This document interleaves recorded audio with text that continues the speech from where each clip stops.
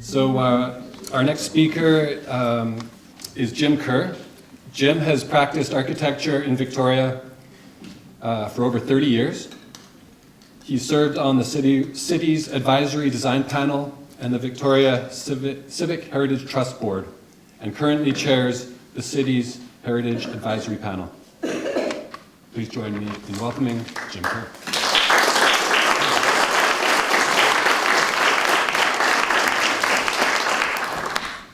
Good morning, everyone. I'd like to spend a little bit of time talking about the heritage value of Centennial Square and talk a little bit more about some of the changes that have taken place since it was created in the 1960s, and then look a little bit at how those items of heritage value can be retained and conserved in the square's future.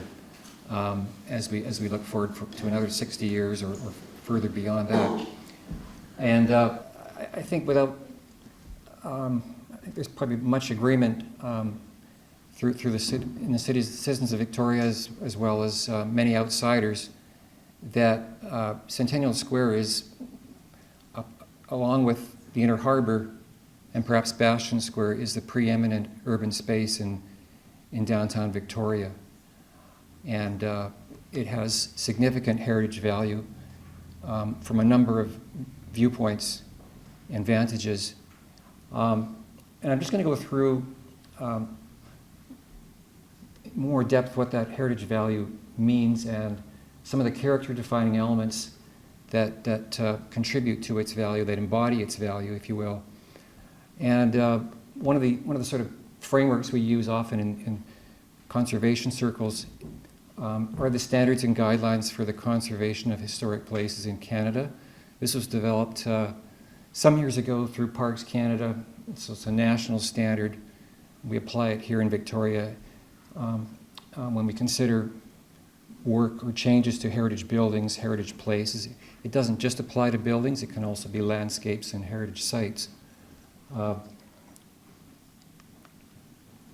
And so, in the case of Centennial Square, the City of Victoria has already done some studies in the past, and this one in particular is important. It was done in 2018 by then Senior Heritage Planner John O'Reilly, and it's what's called the Statement of Significance Report. It was a draft. It was never formally adopted by City Council of the day, and it should also be pointed out perhaps that Centennial Square has no legal protection. Some of the buildings around it do. Obviously, City Hall, the original portions, and the 1960s annex, the McPherson Theatre, they are designated and legally protected. But the square itself and none of the other buildings have any legal protection.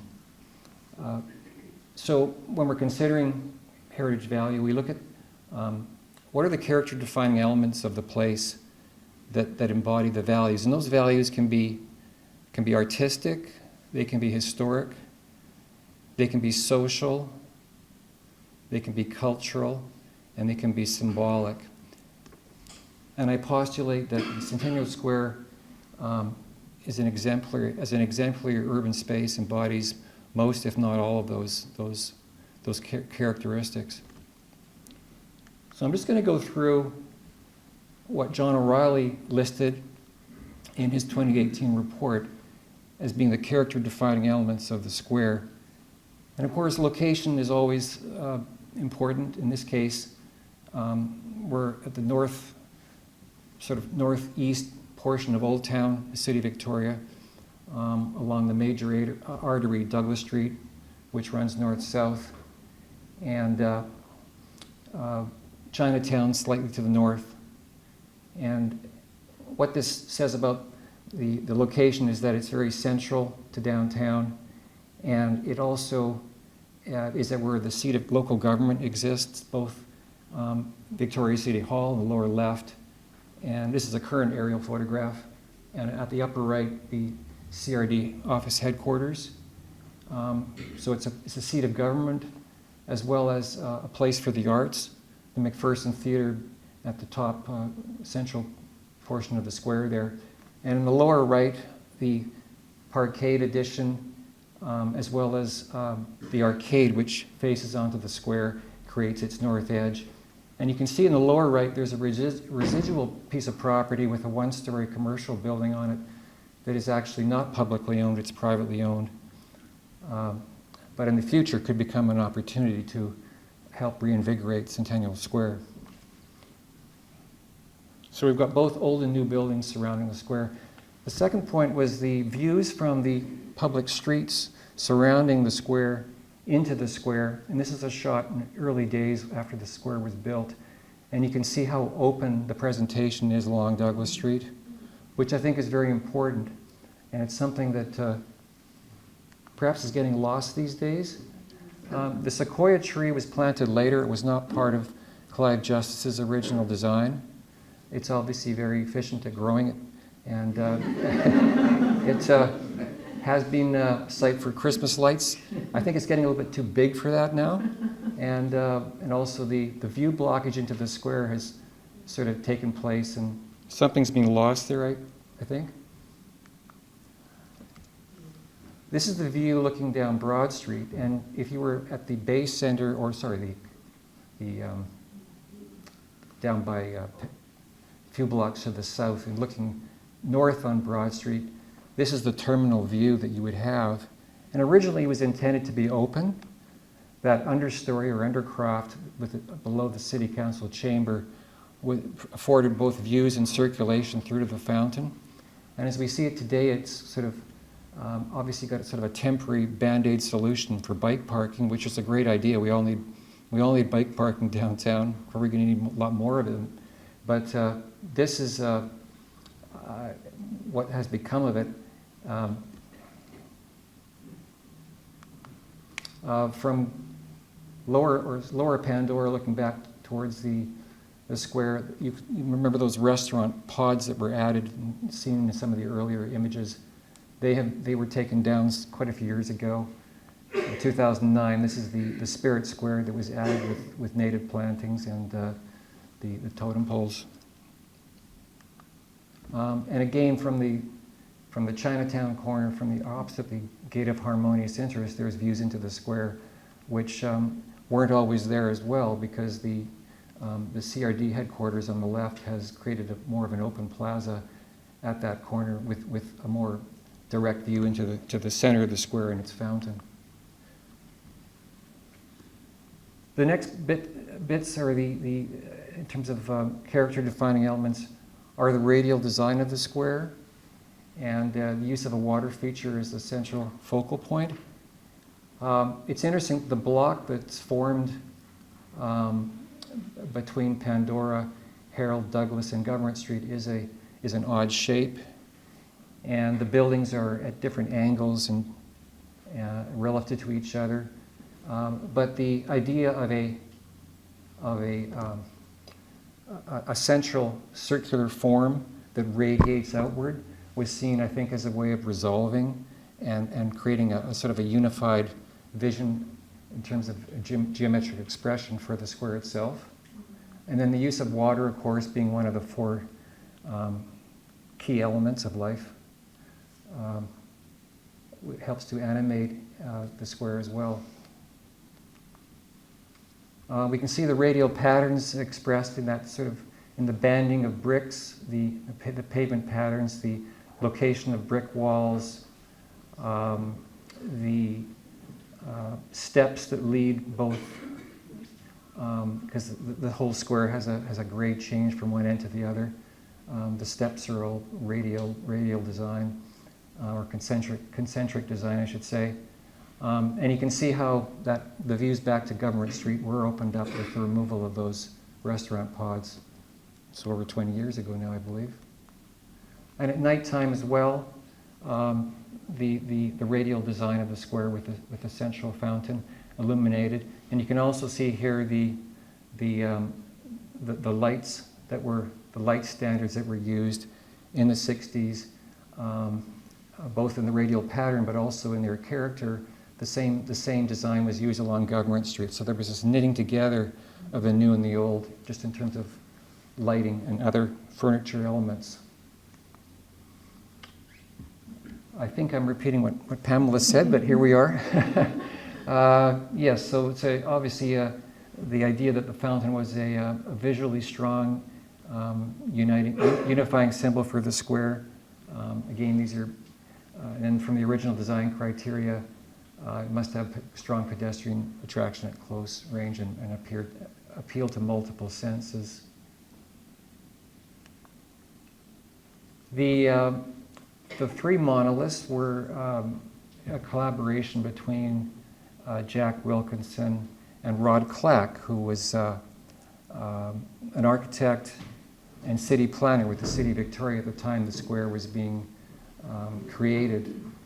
And they were exploring new sort of concrete technologies at the time. So the three monoliths were actually precast elements. They were formed on the flat, and the mosaic tiles were laid in, I think, by some of the players involved, as well as families and many volunteers. There's thousands of them, of those mosaic tiles. And they were hoisted into place. And as Pamela mentioned, they're oriented towards the three municipalities, Saanich, Esquimalt, and Oak Bay, who contributed to the funding of the fountain itself.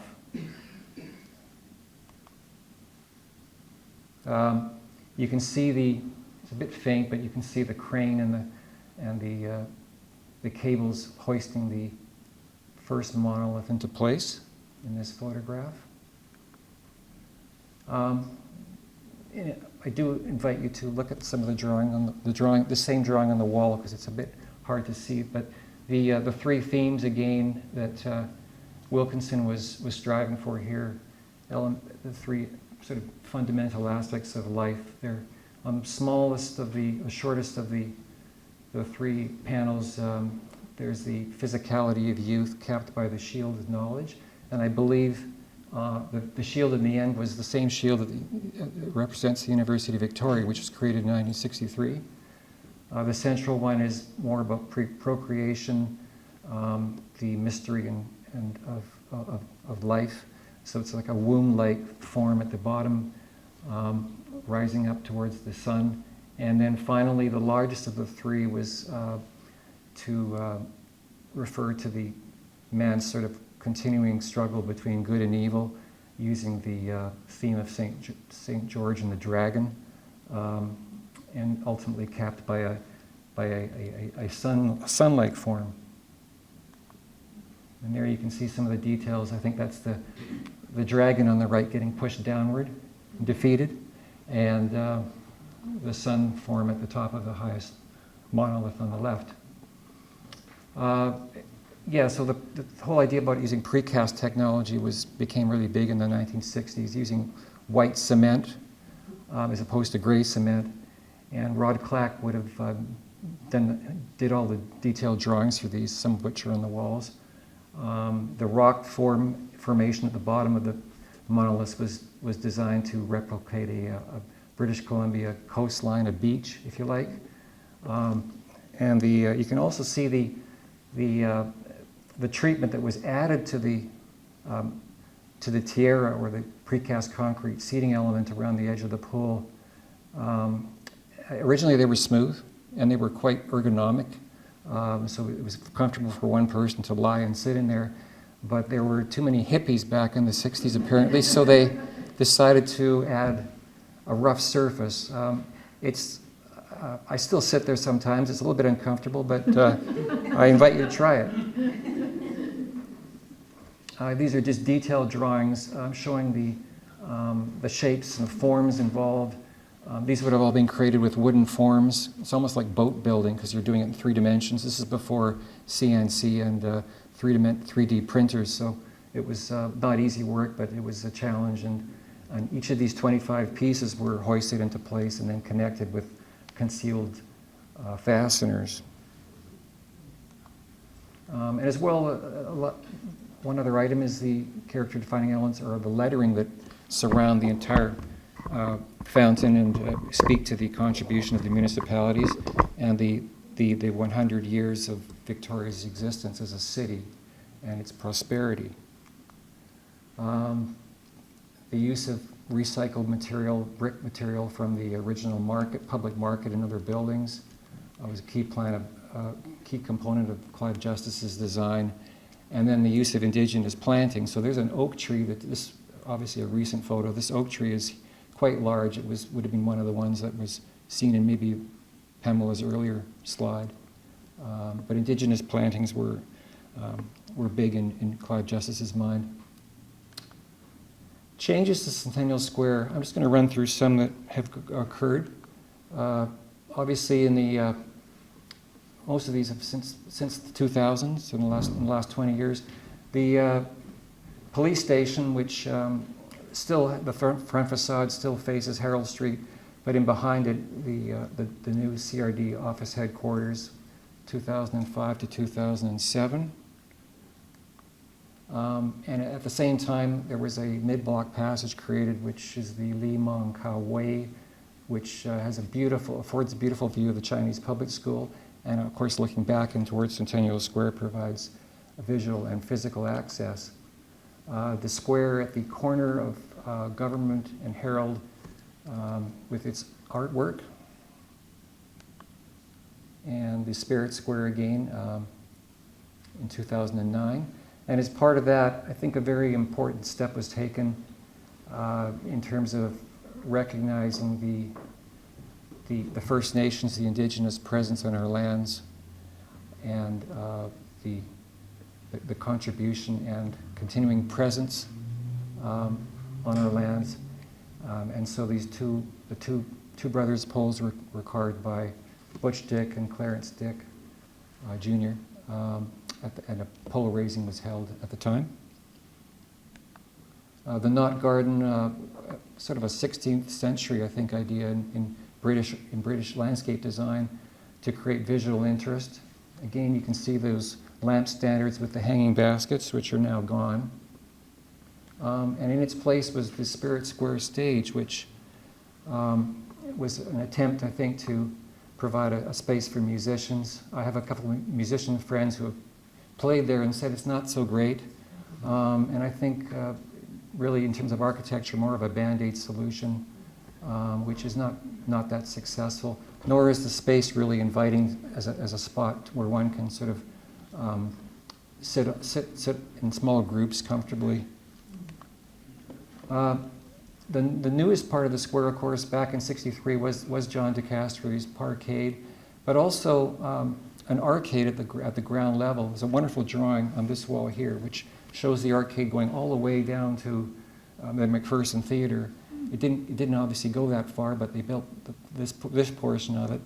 But more recently, those retail spaces that were at grade have been removed in favor of sort of city offices, and I think it was once a place where you paid your parking ticket, so it's not a place of happy memory. And now it's empty. It's it's empty in terms of the public experience, which is not its original intention. And so there has been, I think, a loss of activity along that one edge, which is key. This is what Victoria can do really well. We do it in Inner Harbor, we do it in Vashon Square and other places, and that is to activate, have active edges where people can gather and congregate and have in truly open public space. So maybe one day we'll see that in Centennial Square. This is the current plan for Centennial Square as part of the City of Victoria revitalization project. And phase one is the central area, which is encompassed by the red dotted lines. And there's a number of ideas here which are probably fairly worthy. The square does suffer, I think, from some sort of a certain sort of shabbiness. It's, paving materials, for example, have heaved and moved over the last 60 years to the point where a lot of them need to be replaced. There could be more activities added around some of the edges of the square. And I think, in terms of future generations, the square has to belong to the younger generations as well. So it's a case of moving forward and seeing what we can do while respecting the past and conserving those character-defining elements carefully. This is the most, I guess, egregious of all the points, and the one that generates the controversy, and that is the mission to replace the existing pool monoliths and concrete tiara with an interactive water feature that provides day-to-day interest, activity, and enjoyment for the community, but does not act as an obstruction during special events. So that's the, I guess, referring back to the fountain again as an obstacle. We've seen it in the past be not an obstacle, but have activity with many hundreds of people gathered around it and performing, etc., in the spaces next to it. And I think in many ways this picture captures the fountain as a sort of the beating heart of Centennial Square, and the values that it encompass that are encompassed. Now, recently there's been comparison between the Trevi Fountain in Rome to the Centennial Square Fountain. I think obviously Rome being Rome and having a longer history, this is sort of way over the top compared to Centennial Square. And but nonetheless, if we go back, the idea that it captures the spirit of Victoria, I think, is the key thing. And it's not as grandiose, but it's more in keeping with the spirit of Victoria. So the last slide I'm going to show is just what the future might bring in terms of a longer term view. The parkade and that arcade and the other space, the other building at the corner of Douglas and Herald offer an opportunity, I think, long term to add something to the square, like another bold move. The City Hall, the McPherson, the CRD headquarters, they're not going anywhere for many decades. And while we need parking can be put underground. And I think the opportunity for something that is truly an outstanding piece of public architecture in this site would be of great value. It could be something like a library, it could be a museum, it could be one of the institutes of higher education having a downtown campus. It could be mixed use, but there's potential there to make a bold move and reinvigorate the square for the decades ahead. Thank you.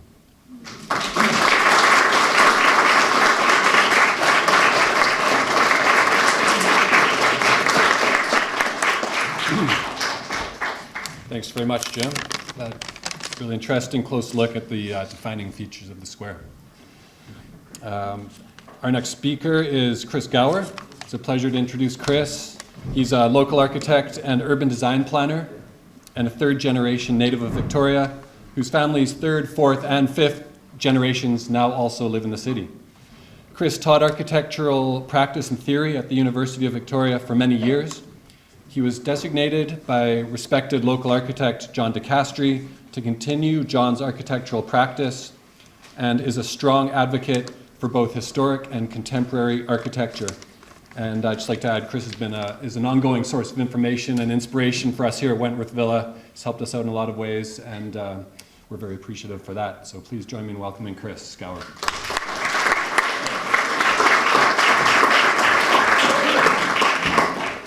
Thank you, everyone. I hope I'm going to get mastery of this advancing. No, I'm not. There we go. So I'm going to start with a slide we've already seen and just mention the source of the slide. This is one of Rod Clack's photographs. I got to know Rod Clack fairly well in his last years, and he gave me a slide collection. And many of these are his own pictures. And I kind of like to give a bit of emphasis to Rod Clack in my presentation. Now, I also want to mention that we are trying to prime the event here for a good general discussion for everyone to kick in. So I'm going to try to pace myself to give us a little open time. We'll have the panel assembled, and we want to hear your views as well as our presentations. So Rod Clack's slides and images are very informative, part of the intention of my presentation is to show the impact of the square, how well it was received in Victoria and how influential it was. Victoria, I think John Adams had slides identifying the City Hall painted around 62. So these slides may be a bit earlier. I don't have certainty of the dates. They may have been from the late 50s by Rod Clack. But the point was that downtown Victoria was direly declining in through the 1950s. The Great Depression, particularly, and other changes had really put the downtown into question. A lot of what we now recognize as just beautiful heritage buildings were highly neglected and expected to be removed. Also the public spaces, the 1950s parking kind of was creeping in everywhere. The push to demolish the center of Victoria was a big, strong impulse. On the right, we see Bastion Square, which wasn't a square, it was a little parking area associated with the old law courts. So it was really down on its heels. But what would happen is there'd be a series of centennials, particularly. In the 1950s, the first centennial was the centennial of British Columbia's 2 colonies joining Vancouver Island and the mainland. Rod Clack had worked as an architect. He was not a native of Victoria, but he spent all his life here and was educated in the schools through Victoria. So he was essentially a Victorian. And he joined in this kind of celebration of the centennials. One of his first projects as an architect with the firm he was with was to work on the art gallery additions, which was a centennial project for 1958-59, supported by the city as a contribution towards the province. So this has started a whole big trend of centennials, which were celebrated particularly in Victoria. And one of the kind of responses was to clean up downtown, to repaint the buildings, the heritage buildings, to plant street trees, to put the wiring underground. All these things were big programs. Rod Clack, through his accomplishments with the art gallery, was eventually hired by the city as its first urban design planner. And he was a big proponent of all these advances for downtown Victoria. And again, they were all focused on celebrating, renewing the city for the Centennial era. And one of the first couplings of the rediscovery, the readoption of heritage buildings was the restoration of City Hall and the repainting you can see here in the early 60s, and the McPherson Theatre. So the whole impulse of rediscovering Victoria's history and celebrating it was very central through this centennial era. And Clack, as Pamela's well described, Clack, had one foot in this camp, and the other foot we'll see in the sort of the modernizing of Victoria. So this is one of the first models of a series of models of the ideas of Centennial Square that Clack had worked on. Again, I'm really going to emphasize Rod Clack. He was certainly not the only player. He was kind of under directed by Mayor Wilson, but he was very talented as a modernist designer, along with people like Ellen Hodson and the other architects you saw featured. And he really had an impulse towards urban planning and urban design. He was a big model builder. Right? There's photographs of him as a teenager in the Times Colonist, showing his models he built in his own home for this railway system. So he thought big, and he thought viscerally about changing the cities. And so the idea of Centennial Square being a repurposing of the old underused street, of putting parking structures in the main avenues downtown to try to recapture the kind of suburbanizing population. These are all sort of part of the master planning. Clack worked on a whole series of master plan diagrams for downtown. Interestingly, in this model, you can kind of see the hint that the properties that Jim just mentioned at the corner of Fisgard and Douglas, which are still privately owned, there was a lot of discussion to incorporate them in Centennial Square, and the city has retained that on its books since this era in the early 60s. So purchasing the properties and kind of doing a larger kind of advancement for Centennial Square, including that corner, were discussed and identified even at this early stage. And Clack kept talking about it when I knew him in his last years as well. There we go.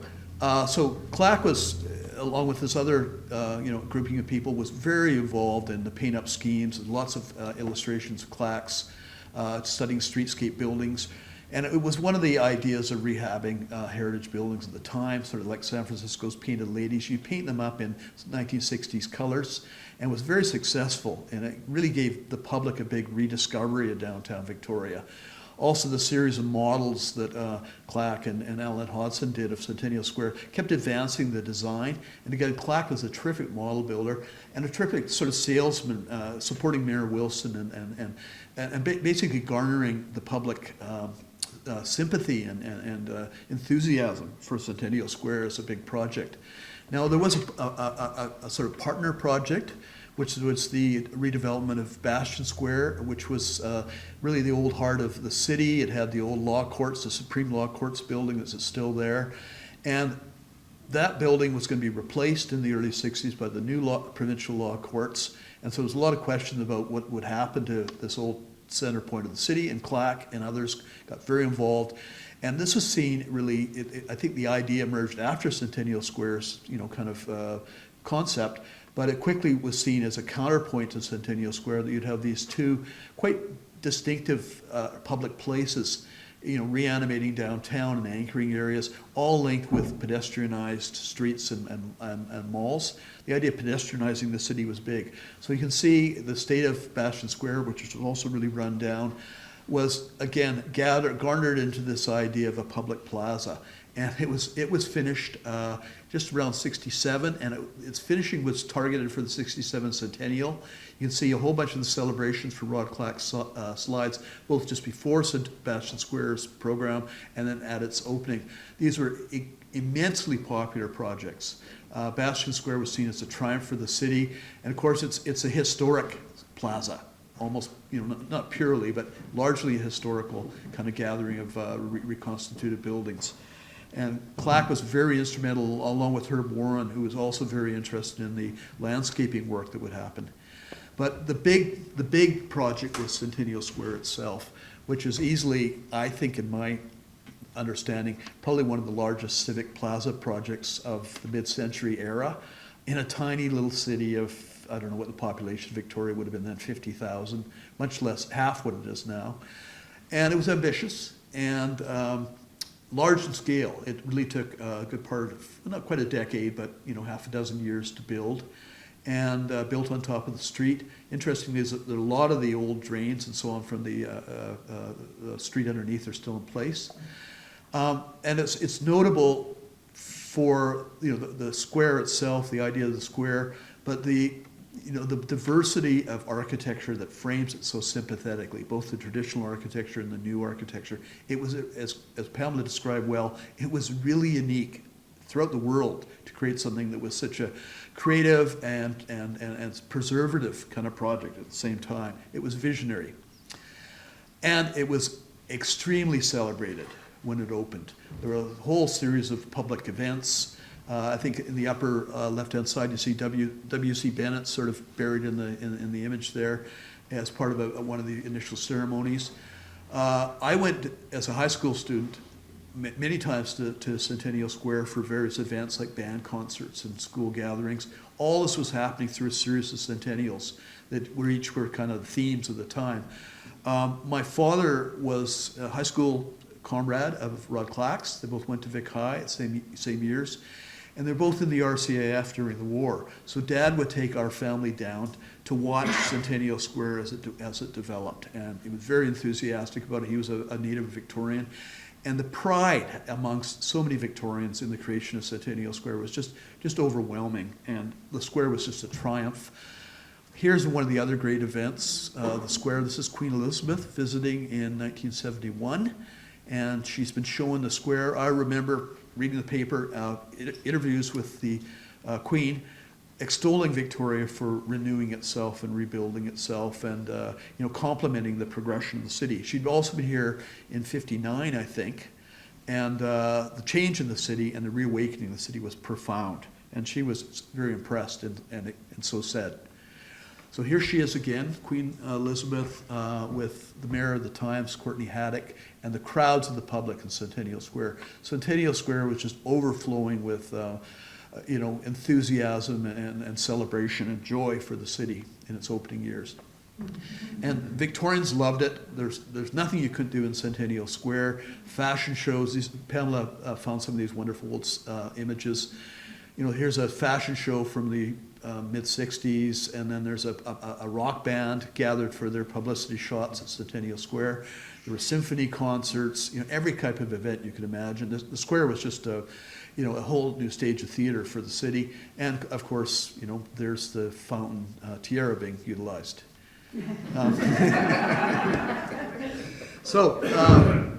There's no doubt that Centennial Square was iconic for Victoria. Here's that same rock band, in a Corvette Stingray of the mid-'60s, which is perfect, kind of in step with the style of the square, the sort of futurism, the futuristic neoclassicism of the square. And this was so exhilarating of its time.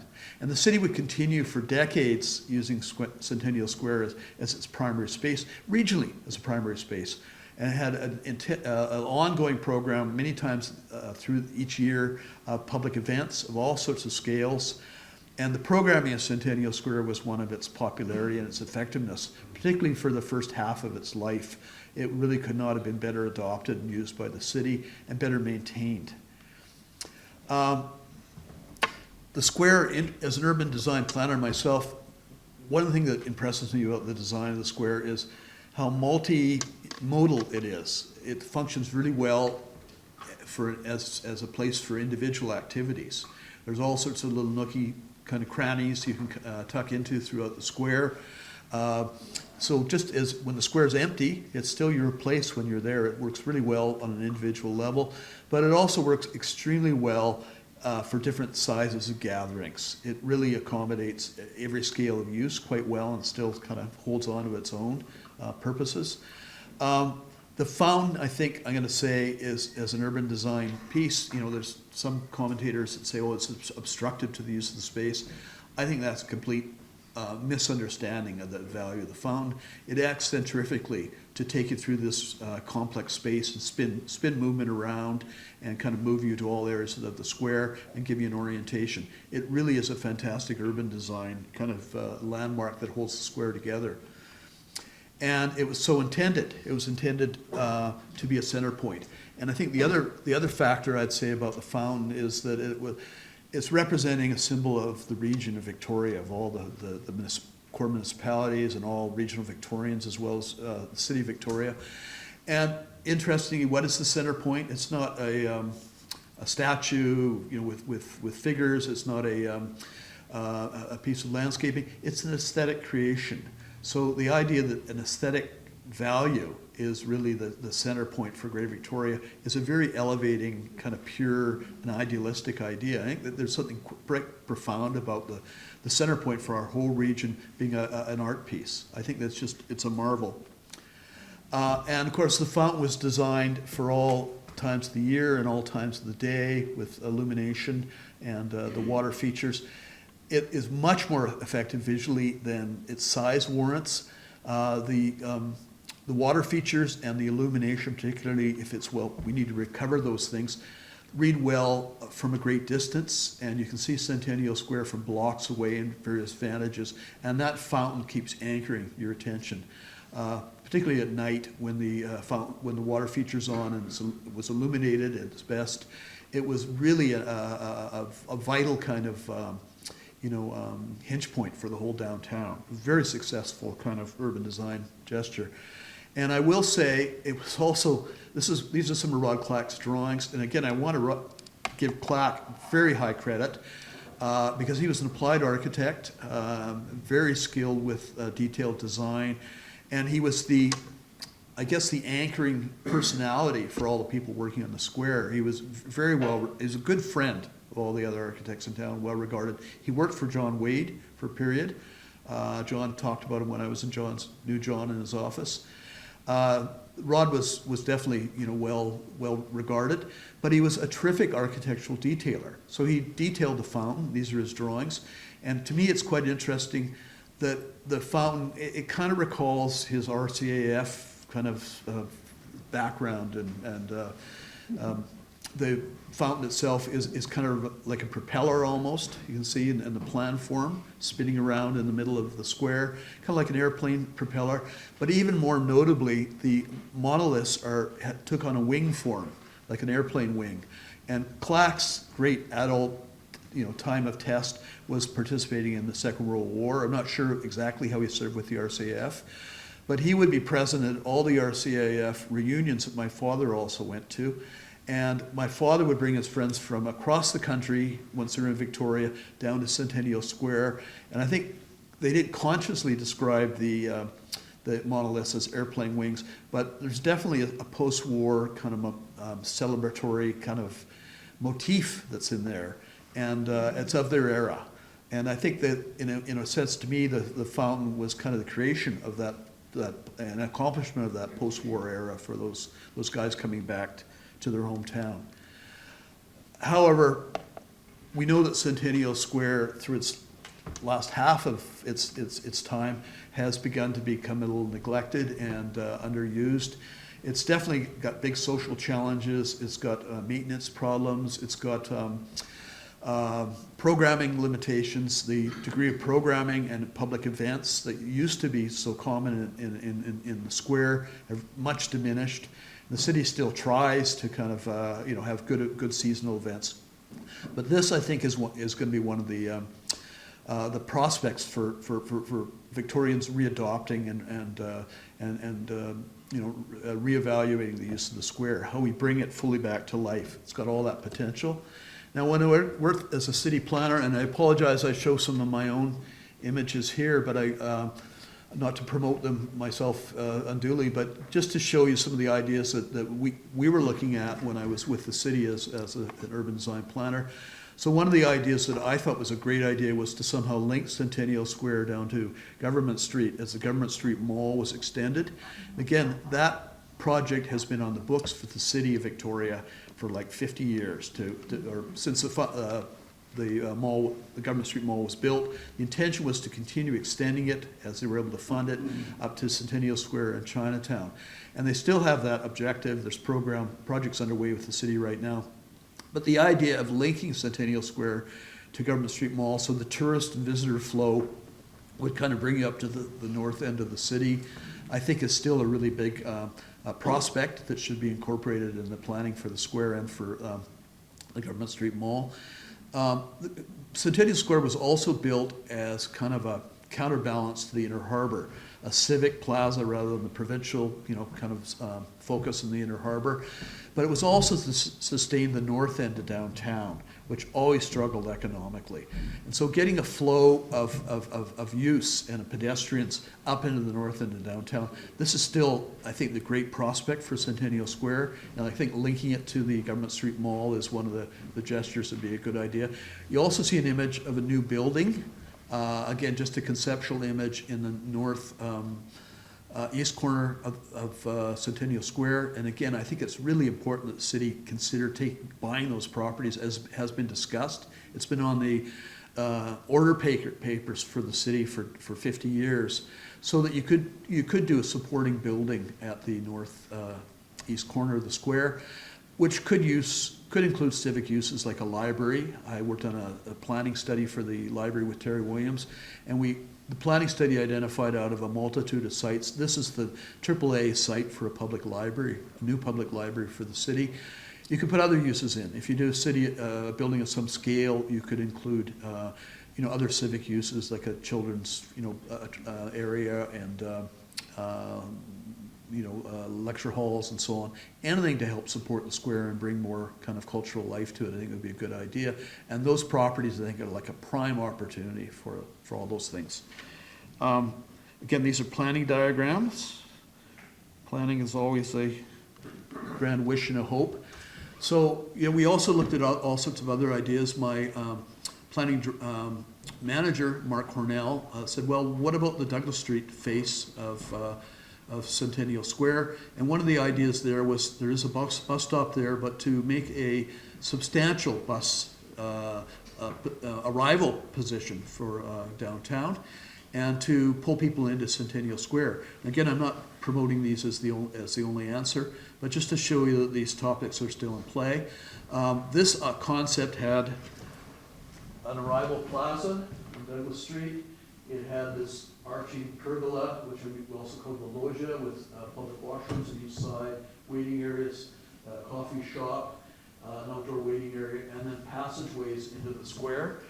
And the theme was a loggia. In Renaissance squares, there was often a pavilion like this built as the arrival point to the political center of the region. They have them in Florence and in almost every Italian city with a Renaissance square. So a loggia would be like a formal ceremonial gateway. And so this thing kind of looked at that idea and the idea of drawing people into the square from Douglas Street more formally. The washrooms are direly needed at Centennial Square. It's a shocking humiliation, the condition of the washrooms in a major public square. And the idea here was to put the washrooms on each side with a glass block enclosure, which would be visually obscure but be illuminated at night, so they work as kind of lanterns. So that's the kind of futuristic kind of thinking that, again, this isn't the only answer to it, but I think the square also needs a bit of looking ahead. And how can we reconnect the region with the square and the public to the square? More significantly, how do we recapture the original spirit of Centennial Square, which was so successful? It really became the identity of Victoria for decades, and it's still latently waiting there. I think the fountain is a key element. I think removing the fountain would be aesthetically criminal and a form of vandalism. Myself, I'm very, very upset about the idea, and I think that the scope and the vision of the original creation of Centennial Square was so broad and so, there was such a collection of kind of talent and also public enthusiasm. Anything less in any adaptation of the square, it really falls short of the way the square should be treated. Again, it's such a point of pride for the city, but that's me, and we really would like to make sure that we hear from you folks now. So thank you very much.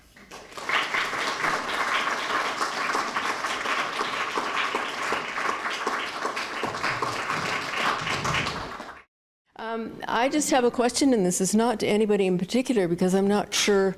Maybe, Pamela, you'd be best equipped to answer it, but what legal authority does council have to destroy an amenity like this? I know it's on civically owned land, but oh my God. Oops, another tricky. Well, unfortunately, I would say that their authority is absolute, which is very unfortunate. And what ameliorates council decisions sometimes is the advice of advisory committees or advice of the public. And what I find really concerning is that for the first time that I remember, and I was on council for 25 years and generally the liaison to the Art in Public Places Committee, it no longer exists. So they are not getting advice from that body. And I know through Jim's volunteer work on the Heritage Advisory Panel, he has a motion coming this week asking council to refer the issue of the fountain to the Heritage Advisory Panel. But they're not obliged to do that either. And so I think part of what they're talking about is the stewardship of it and where it would be moved to or those kinds of things. But there's nothing you can do legally to preclude what they determine is they would like to do with the fountain. And that's one of the reasons that so many of these folks have been spending so much time trying to inform council, trying to lobby council, and trying to inform the public about the importance of this decision. So just an add-on to that, Pamela. Given your lengthy experience on council, what do you see as the most effective means of public pressure of council to bend their will to make a splash park out of this? Like, what do we do? Well, I think it's very frustrating. I don't like to generalize, but I know I've heard from a lot of people that they just don't feel that council is listening or listening, not just on this, but on in a number of areas. So, we're seeing that with planning, we're seeing that from the province as well, where the public is being excluded even from making comment. And I'm fearful that that's the tone that's been happening at council. And if you don't have somebody on council who has that interest and experience with arts and culture as well, then you're really at a disadvantage. And I think we've really seen how hard it is when there's only, 18 minutes a month or something that you can address council on any subject once they cut back on their council meetings, and it's only 3 minutes that the public can address. So the Times Colonist has been doing an incredible job. But again, we're in this vacuum when it comes to media. It used to be that over 80% of the population of the region used to at least look at a daily newspaper and have some shared information, and that has plummeted significantly.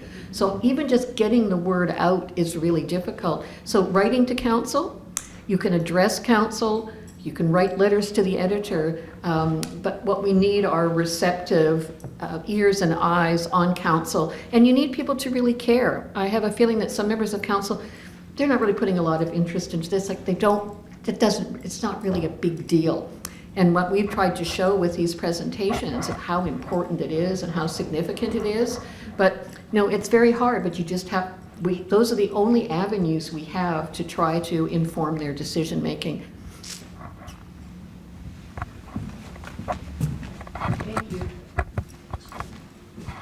Thank you. I have two questions about accountability, and they stem from the fact that we saw a lot about the people who were responsible for the creation of the square. They have names, they have histories, they have biographies, they have accomplishments.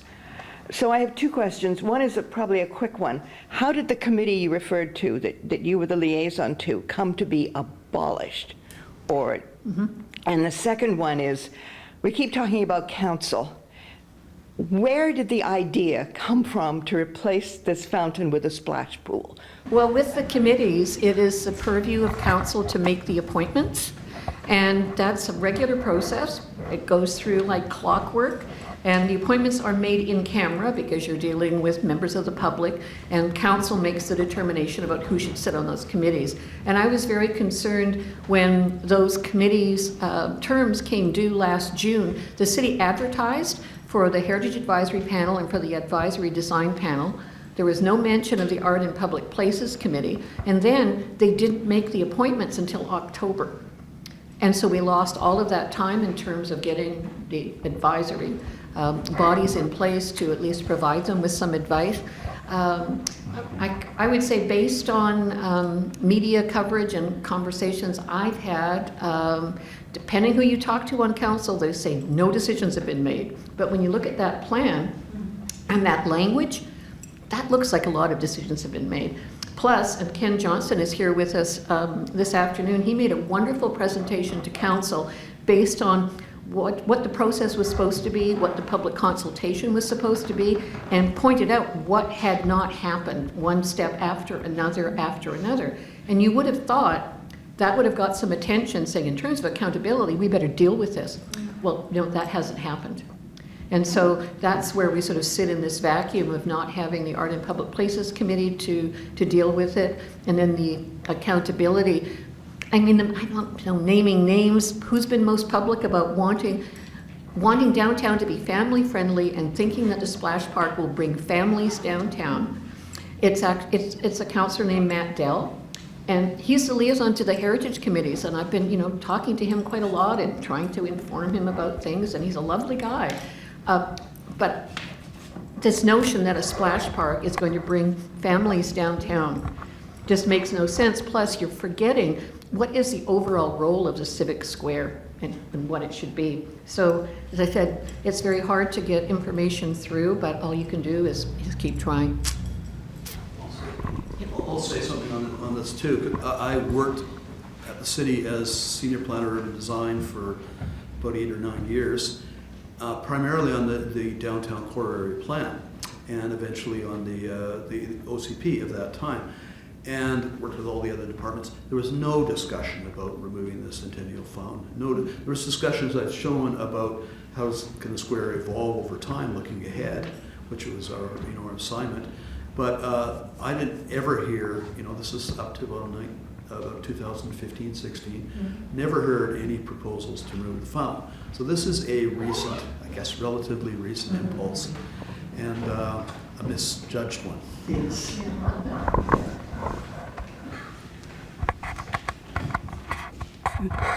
Thank you.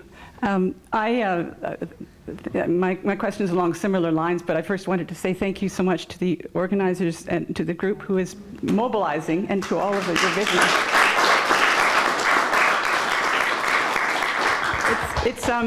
It's a shame. Thinking of what you say and talking about accountability, I think of how and the thought and the people who went out on a limb and stood up for culture and advancement in the mid-century, last century. There's echoes of what are going on in other provinces, in Toronto doing similar things with the Ontario Science Centre and Ontario Place, which is also having pushback, which made me think, and perhaps now is a difficult time, but at the provincial level, municipalities being creatures of provinces, is there any, and recognizing the tensions with other mandates, the housing mandates, the infill, other developments, has there been any sort of traction or champions perhaps, or ways to find other secret pathways through at a different level, regionally or provincially, that you might know of? I'll just say something here. The Royal Architectural Institute of Canada has written a letter to City Council, basically of concern about Centennial Square, noting that Centennial Square has national significance. It's one of the last best remaining Centennial urban design projects in the country. There's a couple of other very good ones, the National Arts Centre in Ottawa and in St. John, Brunswick, Charlottetown. There's a fantastic arts center, which is kind of in architectural history manuals throughout North America. So we do have the Centennial idiom in Canada that was unique to our country, and it's really part of our country's history. And Centennial Square is our local, kind of showpiece of this thing. So the REIC letter was written by the executive of the REIC, commending the number of REIC members that were so involved in creating it and naming them, Rod Clack and all the architects that Pamela noted, but also noting that it's really unique because it was such a multiplicity of kind of input. The landscape architects, Stuart Warren, the parks director, the Jack Wilkinson, the artist. It was really a unique urban project of the highest standard. And so this letter is a public letter presented to Mayor and Council. They haven't received any response from it. The letter particularly notes that the future of the square should maintain what Jim talked about as key elements, the original design, the radial factors, but also the fountain itself is a key point. So this is a national perspective on the topic that's documented. I think one thing that Chris emphasized was how well supported this was, how celebrated it was. Well, how much celebration are you seeing around the proposed changes to the square? All we've seen, I think we're, edging in on 2,000 names on our petition expressing concerns. And so this should be a cause for celebration. And instead, it's just seen as loss and as a closed process. And Chris is speaking to his experience at City Hall with that proposal. I was on council till 2018 when this began to come forward. And I remember not being terribly concerned because there was nothing prescriptive in it at that point, even in 2018. So what happened between 2018 and now? And if you marry that with a process that has not been followed, but the city is saying has been followed, you can understand the general sentiment by those who are interested in this than the concerns that they have.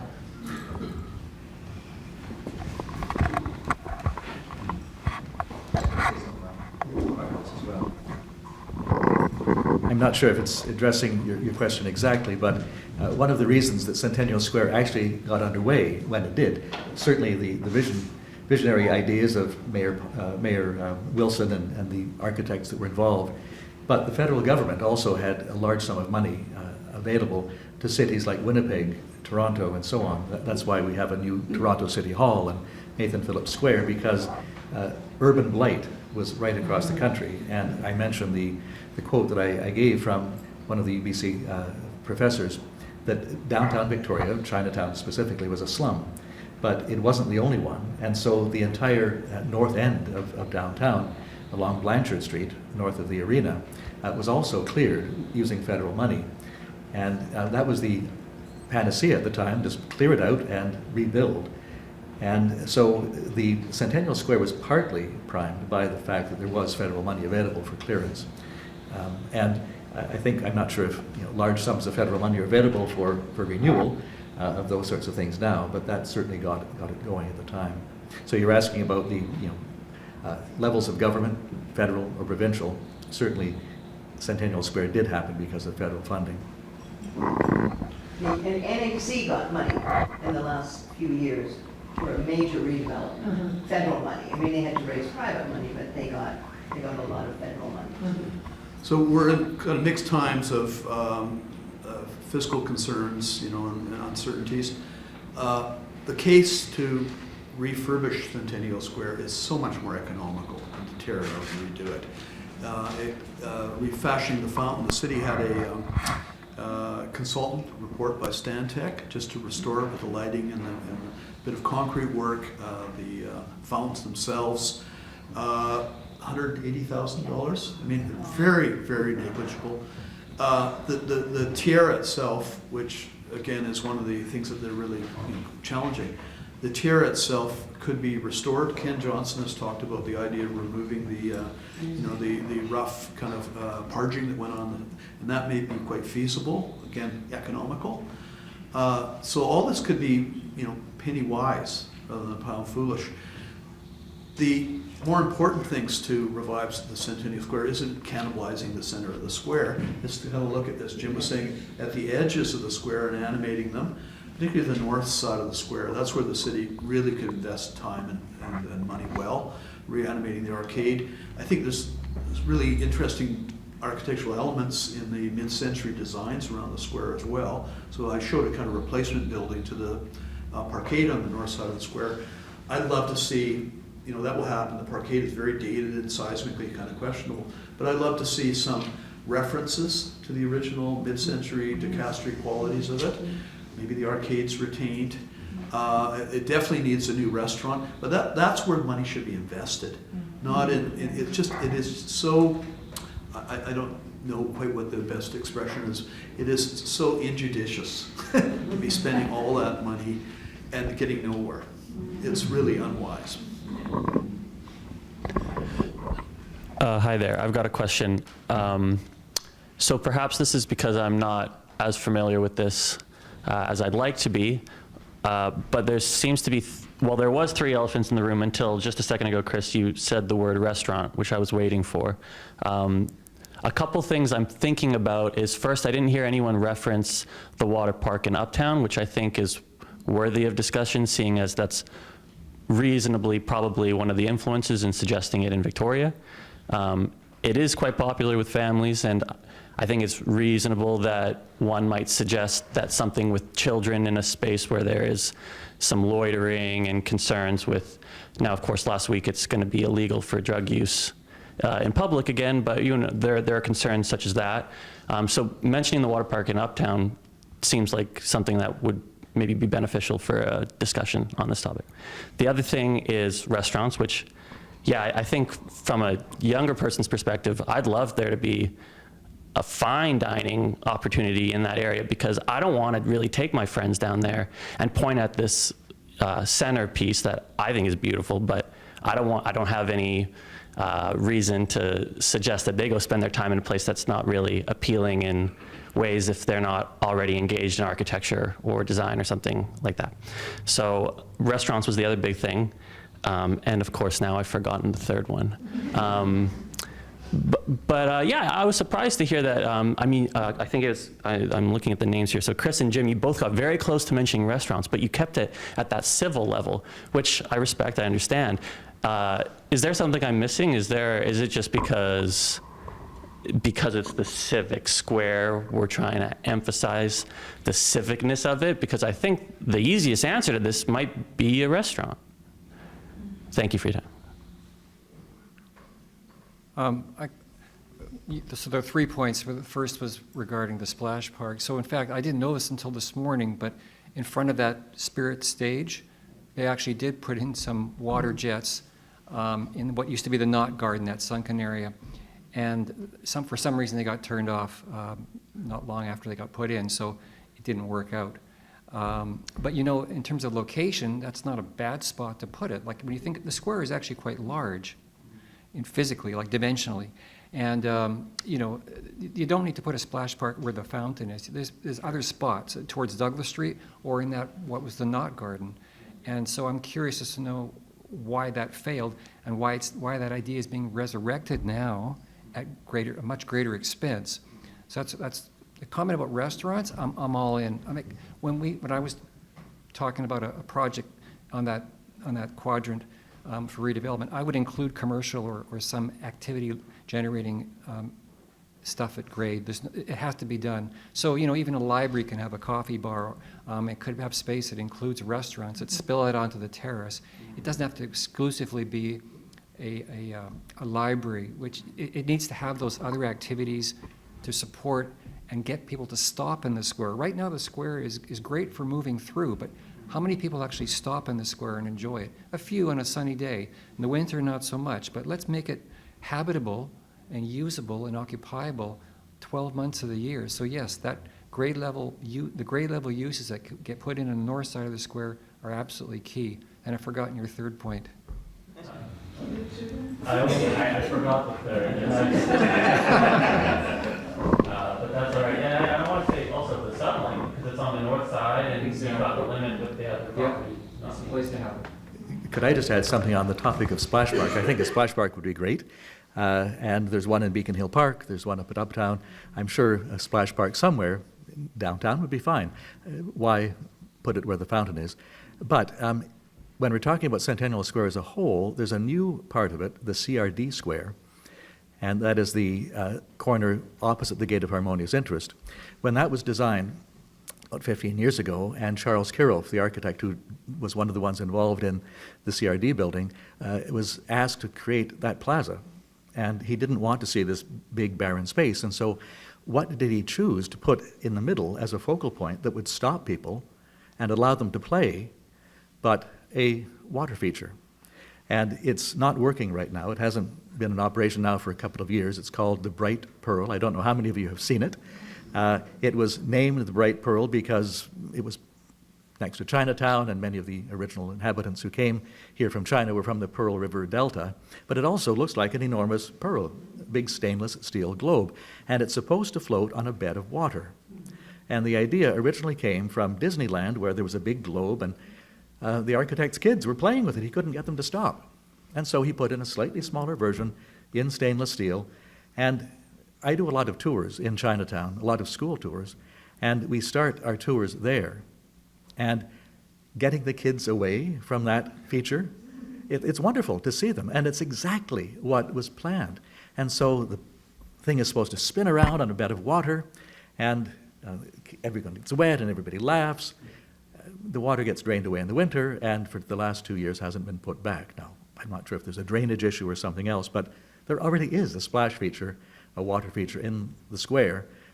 They just need to put it back on. And as the microphone passes me, the topic of restaurants, it's a real sequestered up and down topic, because Centennial Square originally was going to have a restaurant on the north side. They built a small cafe. It was madly underscaled, and it didn't have an outdoor space. The new CRD building that John has just mentioned was supposed to have restaurant space fronting onto the square. They never went through on it. They built, office space, all enclosed. So they didn't animate that edge, which they should have done. And then the CRD building did have a Starbucks coffee in, which has gone. There's economic challenges for sure. I have huge faith in Centennial Square because the populations that are moving downtown, the new condominiums. I think it's going to be an incredibly important public space. Any self-respecting European square or Mexican, Latin American Zocalo will have an assigned restaurant of a good size with a big outdoor terrace with programmed entertainment in the evening. All those things could be salvation for Centennial Square. So we really need to look at good answers, not at just sort of wasteful gestures. And I think the restaurant's a really important missing ingredient, which has had a couple of missed trials, but it could be reinserted to the square. And I just wanted to respond to Jim's sort of query about what happened to the existing water feature that went in as part of the Spirit Square development. And it was directly in front of the Spirit stage itself. And there they were ovoid forms that, the kids could sit on, and then the water would spray up, and, very playful and interactive. And people wondered, well, what happened to them? Well, again, I don't remember there being any discussion about it, but what I characterize as, as a series of, unfortunately, ill-considered and ill-thought-out projects in the square. The Spirit Square stage itself is completely impractical. I mean, it looks like a showroom selling sonotubes. That's all you can see are the columns on it.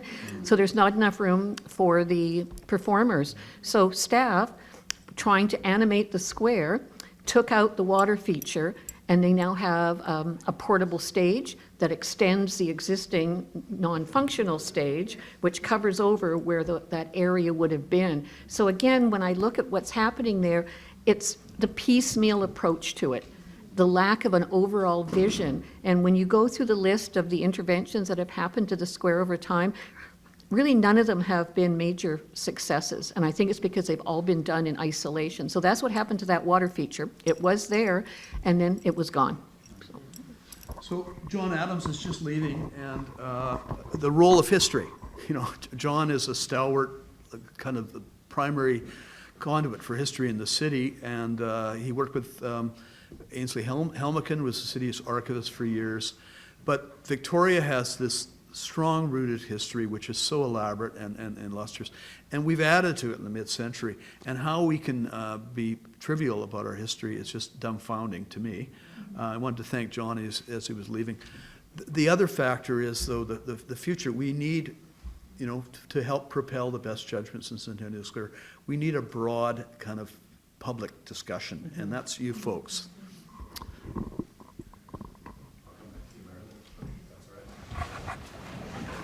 Thank you. Thank you so much for the presentations today. It's just, I'm so much wiser as a result of this. I was curious as to whether or not the theme of health and wellness in relation to water had come up in the discussion as well. My background is in water resources management, and some of the research that I did was regarding the subconscious benefit of having running water in public spaces. So the sound of water is soothing, the mist is cooling in the summer, and we relate water to cleanliness and our daily ablution process every day. And so there's such a strong psychological benefit to having that fountain there. I was so pleased when I moved to Victoria in 2015 to see that as an amenity. Has that been coming up as one of the themes in support of maintaining the fountain? Yeah, okay. Oh, I'm relieved, thank you.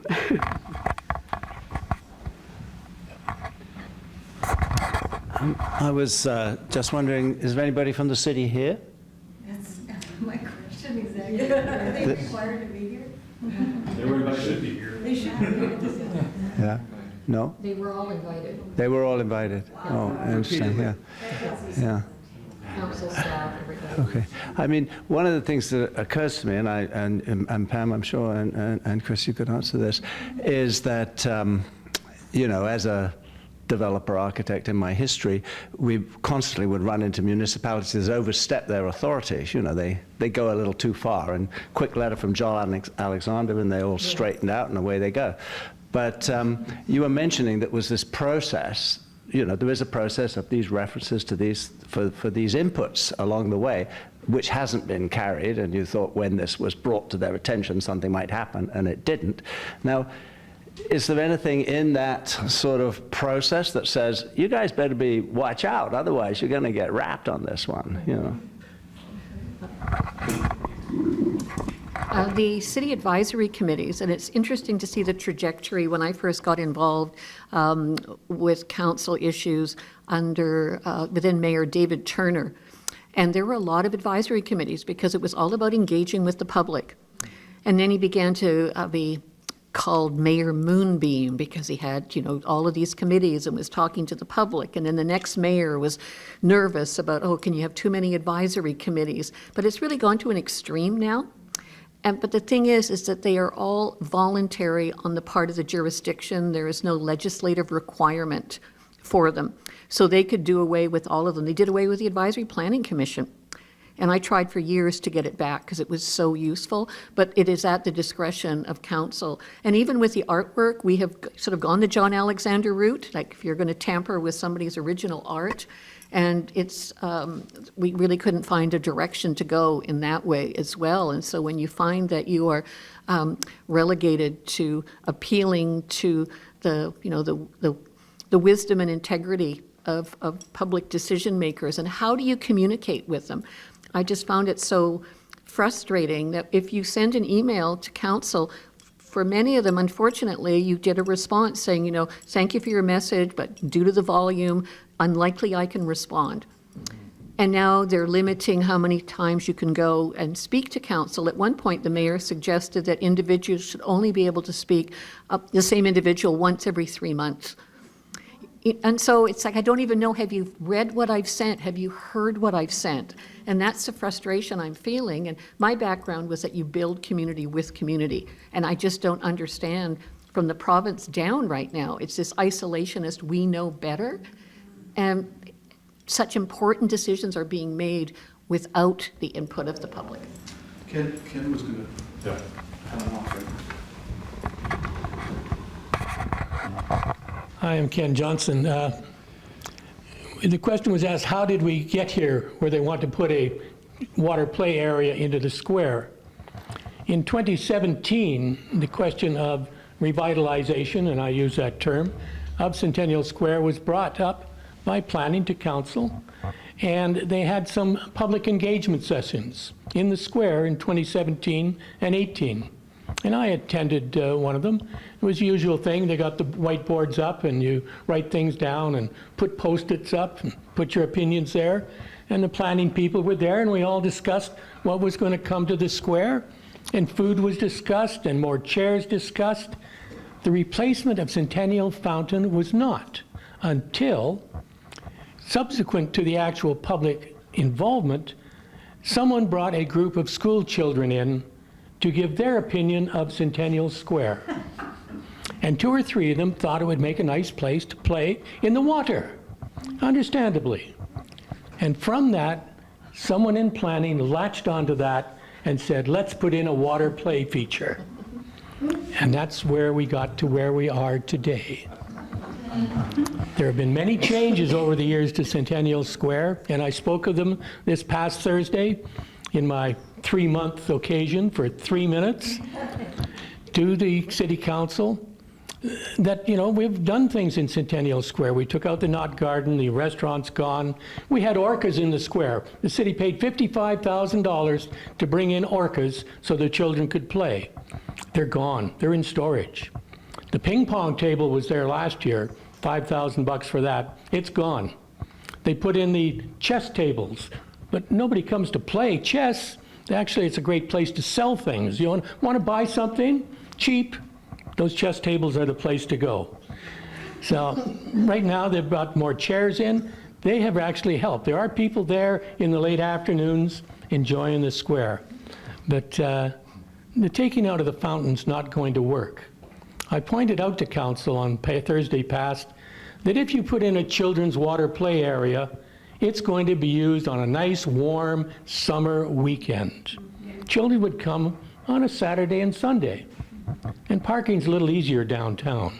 So the parents might actually bring them. But unfortunately, on that same Saturday and Sunday, we have cultural events in the square. Folkloria, Latin Fest, Africa Fest, Philippines Day. They're all scheduled for those same summer Sunday weekends, Saturday and Sundays weekends. So there's a conflict. Are you going to turn the water on or are you going to have a cultural event? So hopefully City Council thought about it, but I'm never too sure. You know, one of the things I think we learned from the pandemic is there's an enormous appetite for outdoor eating. And, you know, all of these restaurants created patios, and then nobody wanted the patios to go away. But a lot of them there's legitimate problems that they're blocking sidewalks. Here we've got this square with one whole side of it that used to be a retail arcade that naturally lends itself to outdoor eating, indoor-outdoor eating. And, you know, coming back to this idea of all-inclusive planning, critical mass is so important, right? And I think, you know, when the square opened, it had critical mass that drew people because of so many features contributing to people coming in, and it's piecemeal lost critical mass. So, I mean, I think it's probably not a restaurant, it's more like 3 or 4 restaurants that create a hub with indoor-outdoor patio seating. And I was in London at Christmas, and, you know, the Brits are standing in the street with a pint in December, you know. This is possible. And I mean, we see that around town now, right? The patios are open year round. They're no longer a summer thing. People are in their coats.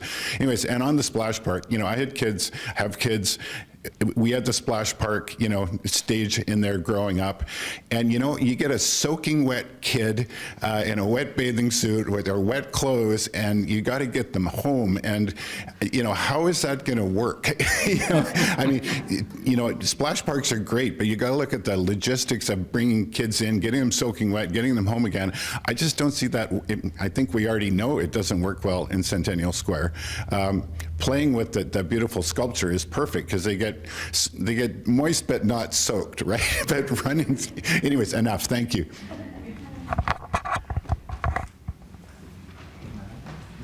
I promise I won't put my hand up again. The elephant in the room is the contract that has been awarded to Dialogue to do some kind of design to the square, and they have an enormous fee. As a retired architect, I'm well aware of what's a big fee and what's a gigantic fee, and they have been given a huge fee to do what?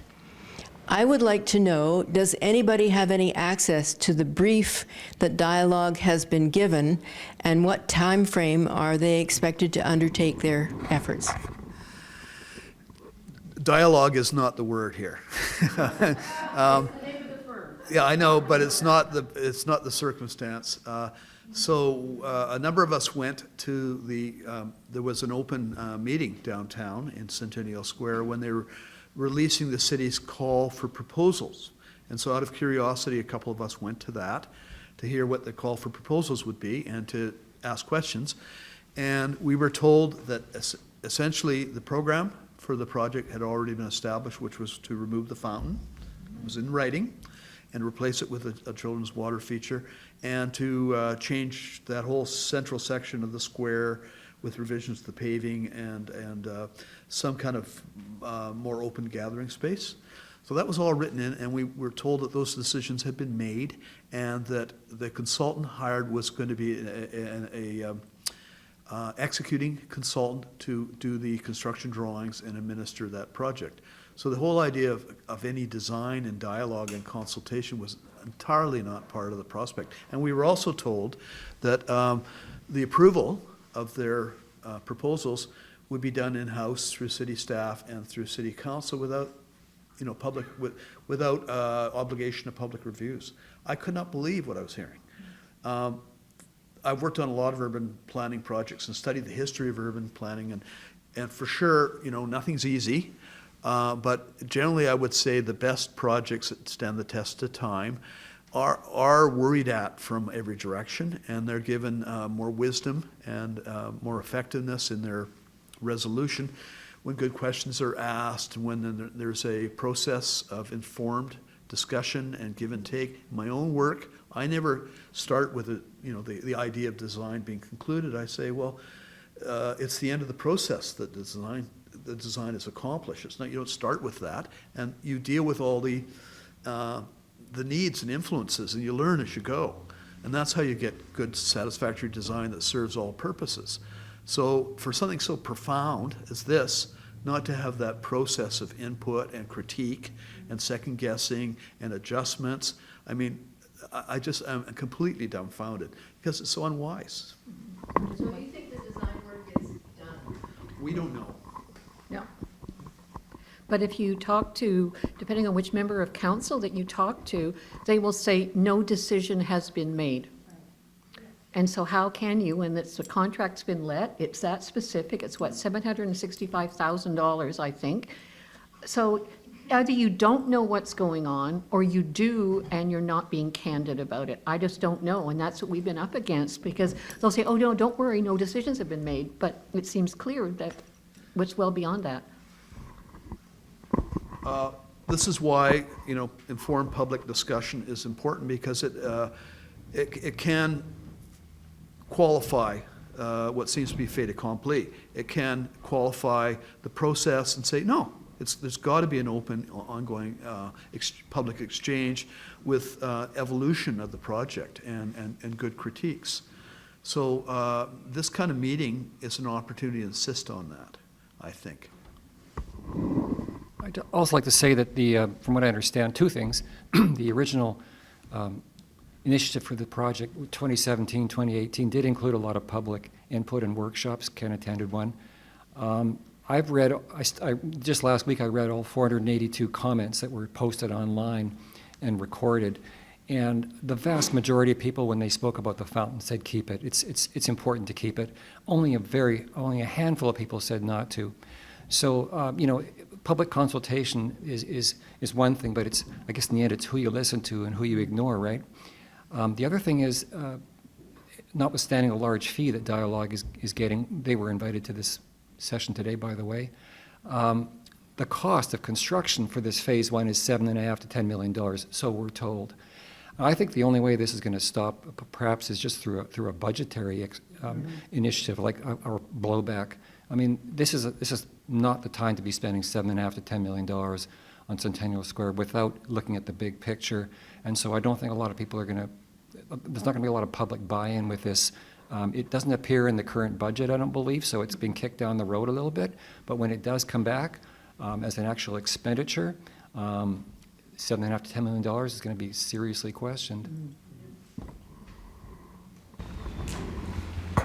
I guess that was my question, was like, how much do you see this might not happen because of the cost? Because we all know the cost is going up. There's a discussion in Art in Public yesterday as well.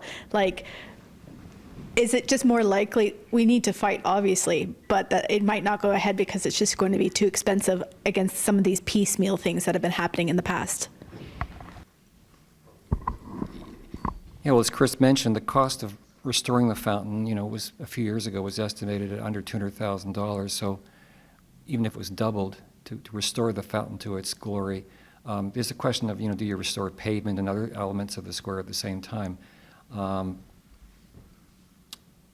Yeah, I think, it's a case of where's the best value for money, and I think there's going to be a lot of serious questions come up when this does hit the council table for a motion or for approval to proceed. The design fees are a small part of it, but certainly the scale of the design fee suggests that they're doing full construction drawings and everything right down to the last detail. You don't just do conceptual planning with $750,000, so it's full services and it's in progress. We wanted to thank everyone and suggest that this discussion needs to continue in many ways. And Ken is one of our organizers for the Friends of Centennial Square. There is a website. This will be recorded and broadcast through Rogers Cable, this whole session, so your comments, I think, will stand in the in the substance of what we're dealing with here. But you need to spread the word, and I remember tumultuous times in the city when the Eaton Centre was proposed. Pamela was very active in that, and we got improvements to it. We did not get the best solution, but there was a big public outcry, and City Council, who essentially were going to accept anything that was proposed, ended up requiring more from the development. So public will is a big part of what's the best result for a good community, and I think it's in everyone's hands. We can only do so much. We're kind of known as known factors, And I think unless there's really broad, public discussion about this, it may not have the best destiny. So we look to you.